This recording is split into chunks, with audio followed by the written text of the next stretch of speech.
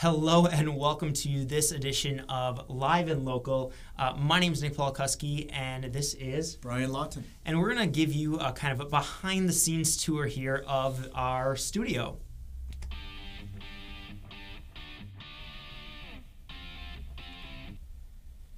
Again, hello and welcome to this episode of Live and Local. I'm Nick Palkowski and I'm very excited because on today's episode we're going to kind of walk you behind the scenes of our entire setup here and what that looks like and how we kind of go through and set up an actual studio in order to be able to record these live shows for you every single week. And really what we're here to do for Live and Local is help you as a local business really reach more customers through live streaming. And really this weekly show is a part of that. It is a part of that, and I think a lot of questions you get are, of business owners or people that want to start live streaming, and then the first question usually, Nick, is, how do I get started? And one of those starting points is the equipment and, how you create good sound and what cameras you use and the microphones. And obviously this is a step beyond just using your phone and going live on your social media account. But so today's just kind of an exploration for people that want to see what that looks like when here we are on camera and going live, and what does that look like? How are you picking up sound in your studio, or what does that studio sort of look like, and what are the nuances of all the details of it that come together and form a good live show? Yeah, and I think one of the things this can do is really just kind of serve as an example of what people can do in their business, in their home, and because really this is a small, we'll give you a quick tour around here in a second, but this is a small room. It's for maybe 9 by 12, I think. Mm-hmm. And it just was converted to be mostly a live studio, and it's something that is run, but we're doing multiple cameras. We can switch between cameras, we can have several different angles and all of that.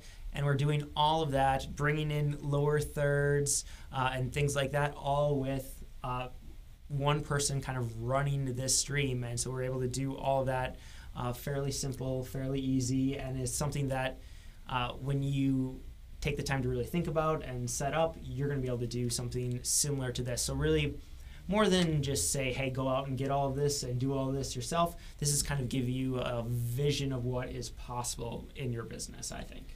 Exactly, and it's not about being able to do all of that immediately, like you're saying, Nick, but it's about just that step-by-step and just taking the first action of going live, and then maybe you've done that, and then, how can I make that slightly better now, and then maybe 3 or 4 months down the road, how do you make it even better? So this just kind of gives you a different view, a different angle of live streaming, and kind of where that thing is headed on social media and how it affects businesses and how you can create a better product for that touch point in your business, really.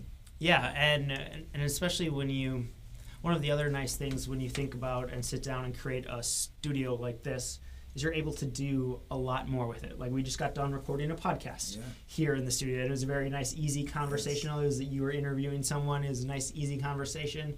Easy to get that recording. Yep. I will record a lot of other videos for courses, for YouTube, just kind of general things that are more static videos, but I don't necessarily need to bring in a production crew to have decent quality videos, have multiple camera angles, have nice sound, have the graphics again, and it just speeds up the editing time in any video like that. Mm-hmm. Well, and it keeps you in control of your content. It keeps you... in the long term, I think it keeps the cost way down. Definitely. Some of the entry points on some equipment is fairly high or substantial, but I think in the long term, when you cost that out, this sort of studio makes a lot of financial sense for a business, and or hiring that out, obviously. And it gives you a behind the scenes of what you're paying for if you hire somebody to do something like this, the kind of equipment, that next level equipment that maybe you don't want to afford, or maybe you can afford, but you're not really sure how to work all of the equipment. And this sort of shows all of those details, all of those points, that it entails to make a good product, and that maybe the decision is to hire that out rather than do it on your own too. But today kind of gives you that look, so that's exciting. And like we said at the beginning, really this is to help you dream bigger, to help you think about, okay, what can we do? What does that sort of look like? So what do you think? Should we walk them around? Let's do this. Okay, let's make sure we switch to the right camera. Do I have to hit the button or not? Did you say All right, we should be live. Now you can still see me and hear me. Okay, we should be good. So let's maybe just start off here and show a little bit of the set. So before I even get up, this is kind of what we created in terms of set-wise is 2 chairs just to make it a little easier to have people who aren't familiar with being interviewed or having conversations. So it's just an easy spot. This works really well for us. We're able to talk to each other basically rather than try to focus on the camera. It makes it really easy for when we have podcast guests in or other live stream guests in. So this is just a nice little spot, a little bit of a background, just some nice little design to kind of keep things a little bit interesting. But then when we're sitting here, the way I normally set things up, and I will just say we are slightly messier than normal because I was just at social media breakfast this morning. So we basically have a lot of things here that get tore down, got set up there, got tore down, and then got set up here before we went live here today. But the way I like to set this up is we have this little table here, which allows me to have the X keys controller. I'm not quite, let's see if we can get the light to work. There we go. You can kind of read what this is. This is it's called an X key, and it allows me to control shortcuts that are happening in the computer that we have here. And I'll talk about that in just a little bit, but basically I can hit these little buttons and make things happen. I can switch cameras. So if I hit this button, we're going to switch to the different camera. And then I forget which button that one is on, so we're going to just click the computer and go back to there. But then, besides having the X key here to really do a lot of that controlling, I also always have my iPad sitting out here. And the reason I have that is because it allows me to monitor the comments from the stream. So if people are commenting, asking questions, I can monitor that. I can also send it to the screen, which is nice. So this is a big reason I like to have this here. Also, if you happen to need notes for any reason, you can easily have your notes on there. And so usually what will happen is my iPad will be sitting here, X keys here, and I can kind of run and control everything. I'll get into, we also have this remote as well. I'll get into this remote a little bit more later, but just that's usually right here around the desk or on the chair. So yeah, let's jump over to the computer. Oh yeah, let's talk about the lights. So if you want to spin around carefully, you can kind of see how we set up the lights. So I wanted to try and get, it might be difficult to see, I'm not sure if you guys can see that yet, but one thing I wanted to be careful of is because I'm recording videos and doing things at all hours of the day. Here, I'm going to stand over here so you can see me. So you can point me to whatever direction you need to, Brian, in order so they can see me. But one of the things I wanted to make sure happened was that I could record videos at any time and have decent lighting. And one of the issues is if you just have natural lights or have a big window, you're going to have some issues with lighting just in general.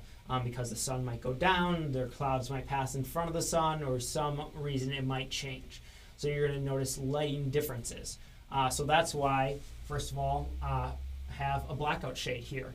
This is the only window in the room, and I just blocked that out with a nice little blackout shade from Amazon, not too expensive at all. And it blocks it out so that no light is leaking through on me or onto the background. But then I wanted to make sure that I had as much as possible off the ground. And so the studio was as neat and tidy as possible. It's, like I mentioned, it's a little more chaotic than it normally is, just because of having to tear down and reset things back up. But the lighting, I basically put all of the main lights off the ground on what is really a photo background rig. So it's what holds the backdrop of, like, if you're going to get professional pictures taken, they have something similar to this that is holding up their backdrop. And actually, if you look right here, this is the big, like, backdrop. And that's actually what I just tacked it to the wall behind me with some push pins. And that's kind of what's adding that extra little bit of character to the background. But rather than use that to hold the backdrop, I just use it to hold all the lights. Because I have glasses, I need to make sure that the lights are up and kind of pointed down so that you're not seeing that glare or that reflection there. And then just very recently, I got kind of that fourth LED light stand that's kind of back in the corner there. And that I use now to kind of just add in a little bit of extra light somewhere if it's needed. I'm going to start eventually probably using it as hair lights to get some separation from the background for us. And just kind of mess with it, play around with how it's positioned, so that can add a little extra dimensions to the set. Lighting is one thing I'm still definitely learning a lot about. It's not something that I messed around with too much in the past, but now starting to get a feel for how that all works. I guess this is the desk, if we want to talk about that. This is one of my favorite purchases, like, ever. I got it fairly early on after I went full-time working for myself. And it's a Next desk, and basically it is very adjustable. Goes up and down, so I can use it as a standing desk, which is how I work most of the time. And then when I'm just me recording videos, I will usually have the cameras up, have the desk up, and be standing to actually record a lot of those videos. But when you have two people on a stream, that can be a little more challenging to do and a little more awkward to do. So we're playing around still with a few set design things of what we want things to actually look like. But now, I guess let's kind of head on over and talk about this beast right here. I know Brian's favorite thing is the little alien right there. Yep. So this is just an Alienware laptop. It is made for VR. So it's essentially a gaming laptop. And the reason we have this is because it is powerful enough to run multiple cameras using vMix, which is the software that we're using. So you can kind of see here the different cameras. We are on right now the iPhone. We're bringing this in through what's called NDI. So basically Brian is able to connect to the same internet that the computer is on and the same network that the computer is on. And it's allowing us to have kind of that mobile camera that you can move around wherever. And that's what's here in the preview. Now, we can also switch. We have all of our other cameras down here. So if I go just to the camera section, you can see we have a few different cameras in here. And so if I switch, let's bring this up into preview. So this one's now in preview. This is kind of our our main one, the main camera here, and this is the static wide shot. So when we're sitting down, you can kind of see the one chair over there, and normally the desk is a little bit lower, but you can see the one chair there. That's where Brian normally sits. I usually sit right about there, and this is so this is the static kind of wide shot. Then the other camera we have is a PTZ optics. So let's go first. The static wide shot is that Canon right there. And it's a Canon XA10 or AX10. I always forget what order that the letters go in there. But it's a great little camera, and it's really great for live streaming. It's a video camera. It's not a DSLR camera. It is a video camera because those just work better for live streaming. They have clean HDMI out, so it's a really great tool for that. The other one, here we can actually do this so that we can hopefully get a little bit. The light's a little bit better back there. This one right here is a PTZ optics camera, and it is known as PTZ because it is pan, tilt, and zoom. So if you watch the little head there, I can turn this camera all the way around. I can go up, I can go down, I can zoom it in and out. You won't be able to see that. But then what it also allows you to do is have presets. So I can hit, say, number 1 on the little controller, and it goes right there to a close-up of me sitting down. Number 2, quick adjust, close-up of Brian sitting down. I want a wider shot, it goes right there and gives a nice little wider shot with that camera. I really like this camera a lot. Highly recommend it, and it's a great little streaming camera. Now, all of this stuff has to be brought in to the laptop. So the X keys, USB plug-in, super simple. The Canon is being brought in through HDMI with an Ultra Studio Mini recorder. This is Blackmagic Ultra Studio Mini recorder with a couple adapters into Thunderbolt 3 here at the back of the computer. The PTZ optics is being brought in through a Magewell USB-C to SDI capture card. And that is being brought into USB 3 here at the side of the computer. And then I have so that's how those are all being brought into vMix. And then this camera right here, the iPhone, is actually coming in through NDI. And that's only possible when we have a decent quality internet, which we do here at the studio, which helps a lot. But when we're on location, like we were this morning, it makes it more tricky if I want to try to bring something like that. So sometimes it will limit our camera options there to just being able to hardwire something into the computer. Now, the next thing I think it's important that we talk about is audio. So here in the studio, wanted to make things as easy as possible to just come in and either hit record or hit go live and start streaming or recording video. And so one of the hesitation pieces or one of the difficult pieces is I don't want to be putting on a lavalier microphone. I want something that's going to sound great, but something that's also not going to be in the shot, and something where I don't have to necessarily go through the steps of putting that on. It just adds a little bit of extra hassle, makes it a little bit more uncomfortable for any interviewee guest that's coming in. So what I have here is this. It's the AT8035, I believe. It's Audio-Technica microphone. It's a shotgun microphone, and I just got a little shock mount for it. I think it actually I can't remember if it came with this shock mount or if it came. No, I don't think it did. I think I bought this shock mount separately and just put it on a mic stand. It allows me to adjust it and angle that in a way that makes sense for when we're having interviewees who are sitting down, or if it is just me and I'm standing up. I just hit the one button and then it goes up. And what you might even notice is that the sound has kind of changed a little bit as I've moved around the room some here. So I'm going to slide this back down and then try and get in front of the microphone. One of the big reasons I first bought the the Canon camera is because it had an XLR cable or XLR input that I could just plug an XLR cable into right away. And got to a point where there's a little bit of camera noise that happens, and I wanted to try to get even higher quality sound. We were ready to kind of upgrade things to that next level. So then it was time to bring in something like this Scarlett 2i2. And all this is an audio interface. So it has the option to plug 2 XLR cables into.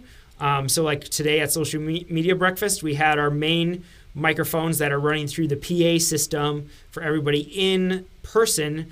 And so we pulled an XLR cable out of that, connected it here so that all the same sound was coming in, same high quality audio was coming in to the stream. But then we also plugged in a second one that was just for people who, just to introduce the live stream, basically talk directly to the live stream audience.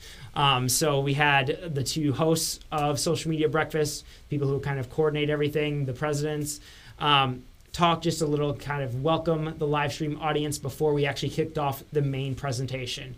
So that's a nice little option when you have multiple things like that. If you're at an event, you can do something like that.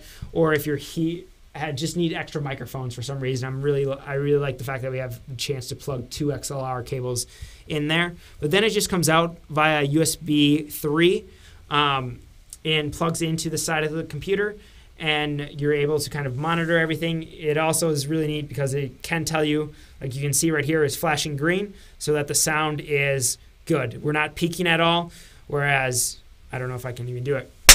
There, you saw it. You saw it hit red there. So you can see that we peaked a little bit. And that just comes in here to the side of the computer and gets brought in as an input in vMix.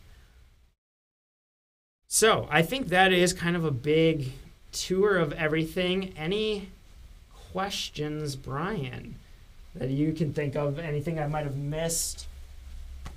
Can you talk a little bit more about how to make the audio even better? Maybe they don't have the audio equipment you have, but maybe they're doing it from an iPhone or something like that. Just talk about what you've done in the room in general to make the audio quality clear. Yeah, excellent point. So yeah, if you look kind of around the room, you're going to notice, and let's see. Oh yeah, you should be able to see it even behind me here. You're going to notice we have stuff up on the wall. And really what this is all moving blankets. And that does a great job of soundproofing a room, and it's much cheaper than a lot of those big audio panels or that foam. And it doesn't necessarily look better, but it does a really, really good job of soundproofing your room. So every wall except for the back one has this moving blankets just tacked up around it, just push pins tacked up there. It wasn't super expensive, got it off of Amazon. I want to say for like 12 blankets it was like $70, but that could be completely off. I'm not 100% sure. But that was just a quick way to kind of soundproof this. The other thing that I've had to start thinking about as we've added second cameras and are trying to do close-up images of things of interviewee guests is what does the actual background look like. When I just had the one stack shot, I just needed to make sure the one little area was good. But now I need to start thinking about, okay, if I shoot over into the corner this way, are they seeing the closet door or are they seeing the... Because basically all that is behind here is more moving blankets. And behind that is a closet door. And I want to make sure that that's not what they're looking at. So then I just got it's actually just another curtain similar to the blackout curtain that I have covering the window, and just tack that up for now. We'll be doing more with the kind of set design here in the future, but this is kind of just a way to get going, to get moving, not let that kind of hold you back either. And I think that's a key important point is with all of this stuff, you can start out very simply. You can start out selfie mode, holding your iPhone, and from there, it's about knowing where you want to go and then slowly adding those elements in and upgrading along the way. So when you start out with your iPhone, the very next best thing that I would go to is make sure you have a little tripod or a gimbal. And then from there, you're going to add a nice microphone, so a nice little lavalier microphone, which I have some recommendations if you're ever looking for that. And then maybe you're going to add a little light to the top of your phone so that the lighting is good. So the first things you always want to think about when you're upgrading is audio and lighting is going to be some of the key things. So you always want to be thinking about those because people will forgive other video mistakes, but those are the big things that people have trouble getting past and really focusing on the content that you're delivering. So you want to always be thinking about audio and lighting. But yeah. And so I think ultimately we can kind of make our way back here. Let's take a seat again. Like I said, I do really like this desk. It goes up and down. It makes it amazing. And we will switch back into... There we go. Now we are back on our main camera. I can see everything. You can see our little... And just, I guess, to show people what kind of our behind-the-scenes camera looks like, this is... All right, let's use this one here. We're going to set this here. I'll even zoom in. So this is, normally I don't like to zoom in when we're live on that camera, but I just want to show you a little bit of the PTZ optics. So this is going super slow, about as slow as you can go. And we're going to zoom in here. And so this has incredible zoom. So this morning at Social Media Breakfast, we were able to zoom way into the speaker from the back of the room because of this camera. And you're going to notice what we have here is a little tripod adapter for the iPhone. It is called a Glyph. I really like this. I highly recommend this one. It allows you, because it has 3 different points that it can connect to a tripod, it allows you to do portrait or landscape mode. You can also attach lights or mics to the little tripod adapter. And then the tripod that we're using is just a mini Manfrotto one. So it's a nice nice little tripod. And then you can see we're just using an app on the phone. It's from NewTek.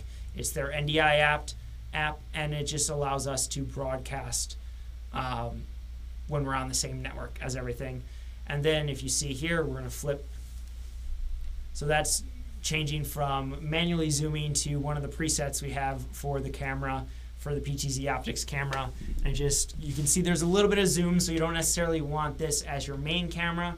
Or I don't like to just switch directly from there. I like to jump to, say, the still camera here, because I feel like it creates a better user experience. They don't see as much of that jumping back and forth if you do it that way.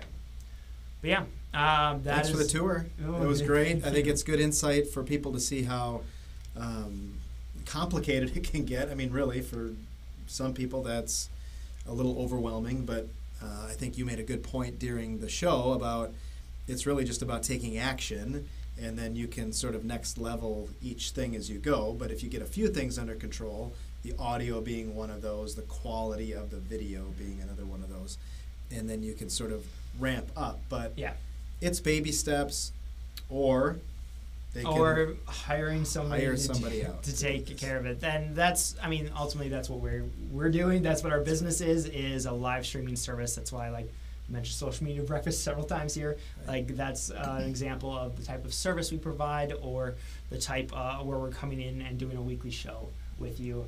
But yeah, I think ultimately we won't make the point of having this show is to show some of the examples of what people can do with live streaming as a local business, how you can grow your business, get more customers through live streaming, and just help you really expand the possibilities. Because I think too many people are thinking live streaming is all of just like selfie mode, birthday parties, right. It's very informal. But when you add that professional level to it, and then incorporate some of that personal level with those more informal streams, you're going to skyrocket things. Right. You're giving a professional touch to your potential clients. Those people you're trying to reach have a very distinct impression about your business and the way you do business and who you are and your personality and all that stuff. So live streaming is a great way to do that, and this was a great behind-the-scenes look at equipment and how to get to that real professional studio environment. Yeah, and I just wanted to mention before we kind of wrap everything up is that if people want a list of kind of some of the equipment that we mentioned or some of our recommendations, just to head over to liveactionproduction.com/008. There's nothing there right now, but very quickly afterwards we'll have that set up and ready to go with links to all of the resources that we recommend. And of course, if you are interested in getting your own live streaming started and want some help with that, head on over to Live Action Production as well. Great. Awesome. Any final words? No, it was a great tour. You had a lot of great information, so we appreciate that. Well, thank you, and thank you so much for tuning in, and be sure to tune in next Wednesday. We'll be live again at 2 p.m. Central Time, and I look forward to seeing you there. So now just head on out and start live streaming.